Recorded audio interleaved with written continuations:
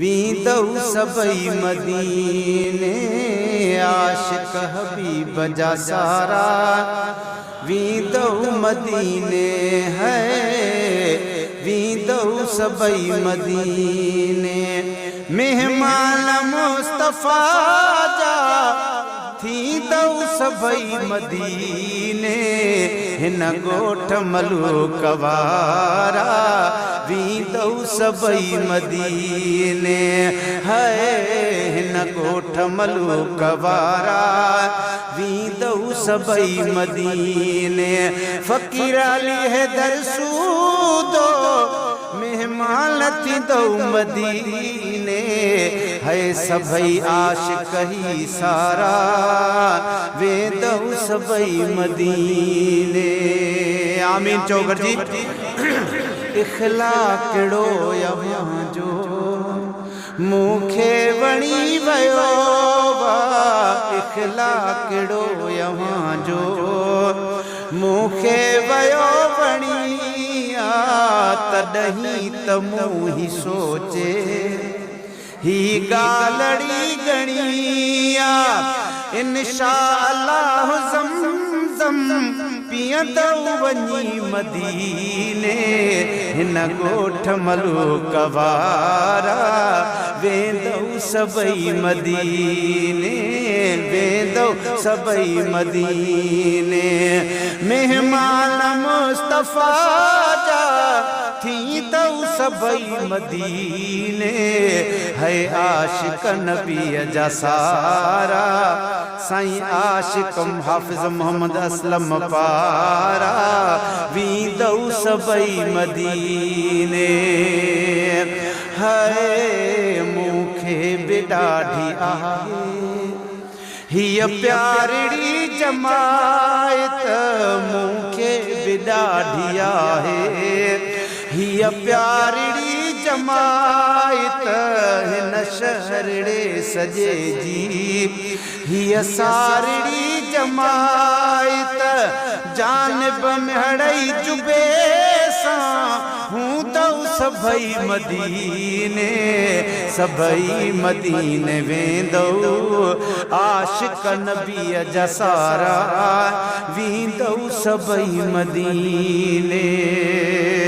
है इंशाअल्लाह ताला हलबो हबीब ॾे गॾु इंशाअल्लाह ताला हलबो हबीब ॾे गॾु सो ॾींहड़ो बि थींदो सजण संदो सॾु हिन साल या मथे में हूंदौ सबई मदीने आशिक नबी जा सारा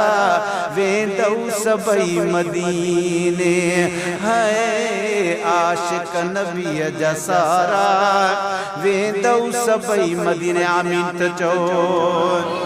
है उस्ताद इब्राहिम मसूदो ही साथ साणो हलंदो आशिक साईं सूदो सुभान अल्लाह चओ साईं हाजी अली असगर सूदो ही साथ साणो हलंदो हिन टोलड़े सां गॾु थी महबूब साणो मिलेबो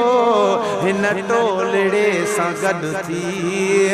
महबूब साणो मिलेबो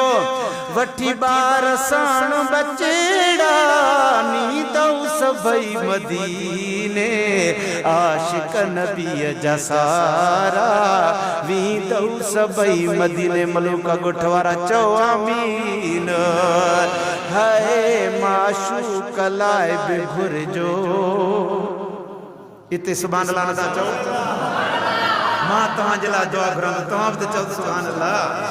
माशूक लाइ बि घुरिजो दुआऊं अवां ही दिलि सां माशूक लाइ बि घुरिजो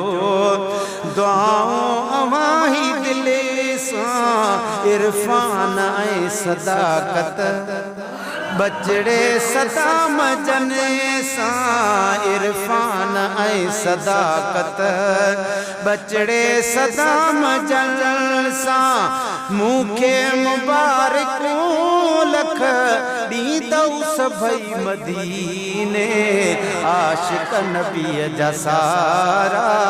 वेंदऊ सभई मदीने मेहमान मुस्तफ़ा जा थींदऊ सभई मदीने आशिक़ नबीअ जा सारा सभई दुनिया वेंदऊ मदीने।